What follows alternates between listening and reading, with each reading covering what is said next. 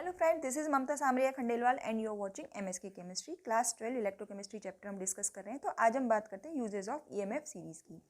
तो यहाँ पे डिफरेंट पॉइंट्स जो हम ईएमएफ सीरीज़ को यूज़ करने के लिए यूज़ करते हैं वो हमने लिख दिए हैं। आइए अब इनको डिटेल में एक्सप्लेन करते हैं। तो इलेक्ट्रोकेमिस्ट्री चैप्टर में जो सबसे इम्पॉर्टेंट है दैट इज़ ईएमएफ सीरीज, जिसे हम इलेक्ट्रोकेमिकल सीरीज़ भी कहते हैं। तो यहाँ पे मैंने कुछ हाफ सेल्स जो कि क्या है, रिडक्शन रिएक्शन, सीबीएसई की टेक्स्ट बुक में से कुछ यहाँ पे मैंने वैल्यूज़ यहाँ लिख दी है। हो सकता है किसी और टेक्स्ट बुक में ये थोड़ी सी वेरी करे, but I have written it from the CBSE board text book.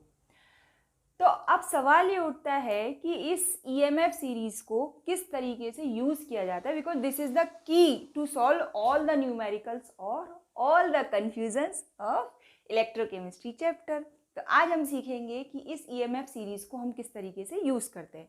तो यहाँ पे ध्यान दीजिए, ये जो वैल्यू है ये स्टैंडर्ड हाइड्रोजन इलेक्ट्रोड के लिए जिसकी वैल्यू होती है 0 वोल्ट। इससे नीचे वाली जो वैल्यूज़ है वो नेगेटिव में और इससे ऊपर वाली वैल्यूज़ पॉजिटिव में है।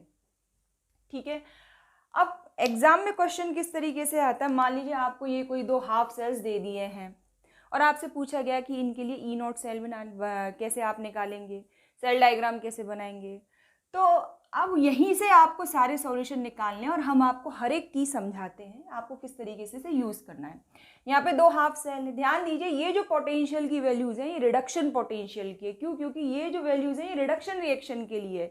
That's why standard reduction potential is equal to standard electrode potential. Okay, तो अब यहाँ पे ध्यान देने वाली बात यह है कि इस हाफ सेल के लिए रिडक्शन पोटेंशियल की वैल्यू हाई है और इस हाफ सेल के लिए कम है। तो जिसके रिडक्शन पोटेंशियल की वैल्यू ज़्यादा होती है उसका क्या होगा, रिडक्शन। और रिडक्शन कहाँ होता है, कैथोड पे। इसलिए ये हाफ सेल किस तरीके से काम करेगा, as a cathode. This is the key concept. और क्योंकि इसके रिडक्शन पोटेंशियल की वैल्यू कम है किसके कंपेयर में, इस हाफ सेल के कंपेयर में, इसलिए ये काम करेगा एज अ एनोड। तो बन गया हमारा सेल। तो किस तरीके से लिखेंगे हम इसको, देखो ये कैथोड है ये एनोड है, तो आप लिखेंगे Al+3, ये सॉल्ट ब्रिज आ गया। यहाँ पे आप लिखेंगे Ag+ और यहाँ लिखेंगे Ag।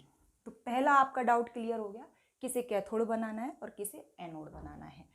अब सवाल ये उठता है कि इसके लिए आप ई नॉट सेल की वैल्यू किस तरीके से निकालेंगे। तो पहले सेल रिएक्शन लिखिए। सेल रिएक्शन आप क्या लिखेंगे, ये है एनोड, तो एनोडिक रिएक्शन क्या होगी, Al2 Al+3 इलेक्ट्रॉन, ये किस पे होगा, एनोड पे। This is anode half reaction. और कैथोड पे क्या होगा, Ag+ इलेक्ट्रॉन और इससे बनेगा Ag। लेकिन ध्यान दीजिए इलेक्ट्रॉन्स इक्वल नहीं है, इसलिए आपको इसको 3 से मल्टीप्लाई करना पड़ेगा। Net cell reaction is Al+3 Ag+Al+3 + 3 Ag। ठीक है, अब इसके लिए आपको ई नॉट सेल की वैल्यू निकालनी है। तो टेक्स्ट बुक में दो तरीके दिए हुए होते हैं। पहला तरीका ये होता है कि आप इस तरीके से निकाल सकते हैं, ई नॉट सेल जो क्या है स्टैंडर्ड कंडीशन में is equal to E naught oxidation potential plus E naught reduction potential. और इस तरीके से जब बच्चे कैलकुलेट करते हैं तो मैक्सिमम बच्चे गलती करते हैं। तो पहले इस तरीके से समझा देते हैं, फिर दूसरे तरीके से भी समझाएंगे। अब देखिए आपको ऑक्सीडेशन पोटेंशियल चाहिए, तो ये एनोड पे हो रहा है ऑक्सीडेशन और कैथोड पे हो रहा है रिडक्शन। तो इसके लिए जो इलेक्ट्रोड पोटेंशियल वो कौन सा होगा, वो होगा रिडक्शन पोटेंशियल। तो इसकी वैल्यू तो आप एज इट इज़ यूज़ कर लेंगे, दैट इज़ 0.799 वोल्ट। लेकिन ध्यान दीजिए यहाँ पे हो रहा है ऑक्सीडेशन, तो इसके लिए जो ऑक्सीडेशन पोटेंशियल की वैल्यू क्या होगी, तो इस रिएक्शन को और इस रिएक्शन को देखिए आप, ये रिडक्शन रिएक्शन के लिए पोटेंशियल की वैल्यू है। और हम जानते हैं ई ऑक्सीडेट जो रिडक्शन पोटेंशियल होता है it is equal to minus oxidation potential. Reduction potential और ऑक्सीडेशन पोटेंशियल इनके मैग्नीट्यूड सेम होते हैं बट साइन अपोजिट होता है। तो इस रिएक्शन के लिए जो ऑक्सीडेशन पोटेंशियल की वैल्यू क्या हो जाएगी, ये हो जाएगी प्लस में, प्लस 1.66 वोल्ट। ये करेक्शन करना होता है, क्वेश्चन में वैल्यू गिवन होती है रिडक्शन पोटेंशियल की और यहाँ पे हमको ये ऑक्सीडेशन पोटेंशियल में कन्वर्ट करनी होती है, इसलिए मैक्सिमम बच्चे यहाँ गलती कर देते हैं। तो बड़ी आसानी से हम इसकी वैल्यू निकाल लेते हैं, 0.799 प्लस 1.66 वोल्ट, इसकी वैल्यू आएगी 9, 15, 4, 2.459 वोल्ट। एक तरीका तो है ये ई नॉट सेल कैलकुलेट करने का, और जो दूसरा तरीका जो आसान है और जो जिसमें गलती नहीं होती है वो हम आपको सिखाते हैं। E naught cell is equal to E naught cathode minus E naught anode. ठीक है, अब ई नॉट कैथोड किसका होगा? जिसकी वैल्यू ज़्यादा है वो कैथोड की तरह काम करेगा, जिसकी वैल्यू कम है वो एनोड की तरह काम करेगा। ये वैल्यूज यहाँ पे आपको किसकी लेनी है? रिडक्शन पोटेंशियल्स की, और ये वैल्यू भी रिडक्शन पोटेंशियल ही है, मैच कर लीजिए आप। तो ई नॉट कैथोड की वैल्यू क्या है आपकी? 0.799। देखिए ये आपका कैथोड है, तो इसके लिए आप इस वैल्यू को यूज़ करेंगे 0.799 माइनस 1.66, तो इससे आएगा प्लस 2.459 वोल्ट। तो आई होप अब ई नॉट सेल को कैलकुलेट करने में आप कोई गलती नहीं करेंगे। तो हमने क्या सीखा? Construction of galvanic cell by using 2 half cells. तो कैथोड और एनोड की पहचान करना और उनसे ई नॉट सेल को कैलकुलेट करना। अब देखिए स्पॉन्टेनिटी की भी बात कर लेते हैं। किसी भी रिएक्शन के लिए अगर ई नॉट सेल या ई सेल की वैल्यू, ई सेल किससे निकालेंगे आप? नर्न्स इक्वेशन से। नर्न्स इक्वेशन का वीडियो ऑलरेडी अपलोड किया हुआ है, लिंक डिस्क्रिप्शन में दिया हुआ है। तो जिनके लिए सेल पोटेंशियल की वैल्यू पॉजिटिव होती है वही रिएक्शन स्पॉन्टेनियस होती है। जैसे कि इस रिएक्शन के लिए सेल पोटेंशियल की वैल्यू पॉजिटिव है, so it is spontaneous reaction. वहीं अगर आप इसको इस तरीके से लिख देते हैं, क्योंकि ये एक रेडॉक्स रिएक्शन है, Al+3 से Al+3Ag+, so this reaction is non spontaneous reaction. तो रिएक्शन की स्पॉन्टेनिटी को भी हम पहचान लेते हैं इससे, इस तरीके से। तो हम क्या सीख रहे हैं? How to use EMF series to solve all doubts. यहाँ पे आप एक चीज़ का ध्यान रखिएगा, जब इस तरीके से किसी हाफ रिएक्शन को जब हम किसी कोफिशिएंट से मल्टीप्लाई करते हैं तो उनके ये जो पोटेंशियल्स जो होते हैं ना वो उस कोफिशिएंट से मल्टीप्लाई नहीं होते हैं। ऐसा क्यों? क्योंकि जो रिडक्शन पोटेंशियल्स हैं, जो इलेक्ट्रोड पोटेंशियल है, ये इंटेंसिव प्रॉपर्टी है, और इंटेंसिव प्रॉपर्टी होने की वजह से जब आप हाफ सेल को किसी भी कोफिशिएंट से मल्टीप्लाई करेंगे तो उसके पोटेंशियल को आप उस कोफिशिएंट से मल्टीप्लाई नहीं करेंगे। तो हम देखते हैं कि इस EMF सीरीज को यूज़ करते हुए हम ऑक्सीडाइजिंग एजेंट और रिड्यूसिंग एजेंट की पहचान कैसे करते हैं। मान लीजिए आपके पास फ्लोरीन, क्लोरीन, ब्रोमीन और आयोडीन है, और हमसे कहा गया है कि इसमें फ्लोरीन जो है वो स्ट्रॉन्गेस्ट ऑक्सीडाइजिंग एजेंट है। कैसे? तो हम क्या करेंगे, इनके स्टैंडर्ड रिडक्शन पोटेंशियल की वैल्यू देखेंगे। तो फ्लोरीन के जो स्टैंडर्ड रिडक्शन पोटेंशियल की वैल्यू मैक्सिमम है इन चारों में, एंड इट इज़ 2.87 वोल्ट। अब ध्यान दीजिए, जिसकी रिडक्शन पोटेंशियल की वैल्यू ज़्यादा है उसका क्या होगा? रिडक्शन, है ना, उसका अपने आप को रिड्यूस करने की प्रॉपर्टी उसकी ज़्यादा होगी। और जिसका खुद का रिडक्शन होता है वो काम कैसे करता है? As a oxidising agent. तो इस सीरीज में जो टॉप वाले जो भी हैं, जैसे फ्लोरीन है, गोल्ड है, तो ये काम करते हैं as a oxidising agent, strong oxidising agent. तो इसलिए इस EMF सीरीज में fluorine is the strongest oxidising agent. ठीक है, तो higher the positive value of standard reduction potential, more will be its oxidising power.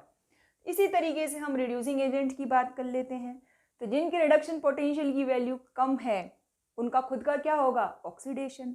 और जिनका खुद का ऑक्सीडेशन होता है वो कैसे काम करते हैं? एज अ रिड्यूसिंग एजेंट की तरह। इसलिए इस सीरीज में जिनकी जितनी ज़्यादा नेगेटिव वैल्यू होगी स्टैंडर्ड इलेक्ट्रोड पोटेंशियल की, वो उतने ही अच्छे रिड्यूसिंग एजेंट होंगे। तो अगर ये 4 मेटल को अगर हम कंपेयर करें तो इनके रिडक्शन पोटेंशियल की वैल्यू को अगर हम देखें तो K के लिए रिडक्शन पोटेंशियल की वैल्यू सबसे कम है, इसलिए जो पोटेशियम है it is the strongest reducing agent, strongest reducing agent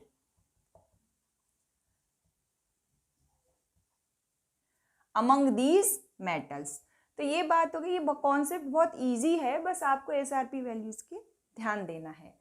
अब बात करते, एक क्वेश्चन ये पूछा जाता है कि वो कौन से मेटल हैं जो हाइड्रोक्लोरिक एसिड में डिसॉल्व होकर हाइड्रोजन गैस इवॉल्व करते हैं। तो देखिए, आपने कॉन्सनट्रेटेड हाइड्रोक्लोरिक एसिड में किसी मेटल को डाला, ठीक है, तो हाइड्रोजन गैस कब इवॉल्व होगी? जब ये वाली रिएक्शन होगी, मतलब H पॉजिटिव आयन HCl से जो H पॉजिटिव आयन्स आपको मिल रहे हैं वो कन्वर्ट होंगे हाइड्रोजन गैस में। मतलब ये रिएक्शन कैसी होनी चाहिए, कैथोड पे होनी चाहिए। और ये रिएक्शन कैथोड पे कब होगी, जब जो दूसरा वाला हाफ सेल हो वो एनोड की तरह काम करे। अब इसकी वैल्यू है 0, तो इससे नीचे वाले की जो वैल्यूज है वो क्या है, कम है। तो इसलिए इससे जो नीचे वाले जो मेटल्स हैं वो सब हाइड्रोक्लोरिक एसिड में डिजोल्व होकर हाइड्रोजन गैस को इवॉल्व करेंगे।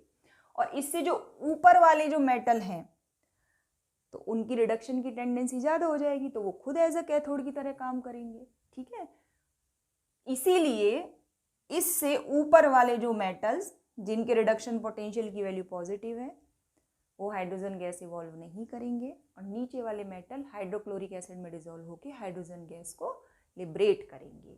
तो ये हाइड्रोजन गैस वाला कॉन्सेप्ट हो गया। अब आखिरी कॉन्सेप्ट बचा है मेटल डिस्प्लेसमेंट का।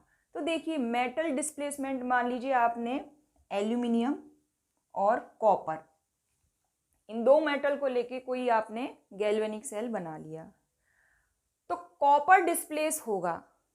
क्यों होगा, क्योंकि इसका रिडक्शन पोटेंशियल की वैल्यू ज़्यादा है।